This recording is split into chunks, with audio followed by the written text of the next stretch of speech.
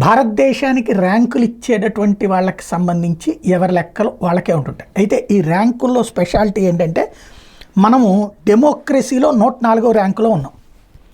మనకంటే మెక్సికో 90వ ర్యాంకులో ఉంది. అయితే విచిత్రం ఏంటంటే ఇప్పుడు ఎన్నికలు జరిగినాయి కదా, 7 దశల ఎన్నికలు పూర్తయిపోయినాయి కదా, కౌంటింగ్ కూడా జరుగుతుంది కదా, ఒక్క హత్య కూడా జరగల.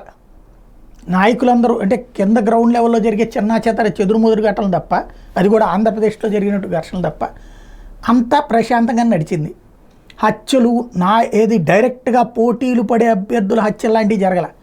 ఇప్పుడు మెక్సికోలో తాజాగా చూస్తే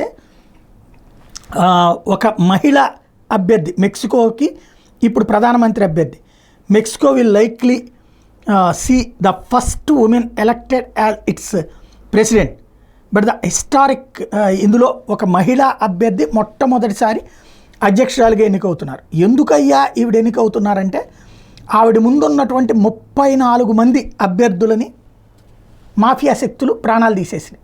అంటే పోటీ పడే ప్రతి ఒక్కళ్ళని లేపేశారు. చివరికి ఈ మొక్కతే ప్రస్తుతం పోటీలో అధ్యక్షురాలి హోదాలో ఉంది. 145 కోట్ల జనాభా కలిగినటువంటి ఇండియాలో ఒక్క క్యాండిడేట్ కూడా హత్యకు గురి కాలేదు. కానీ మనమేమో 104వ ర్యాంకులో ఉంటాం.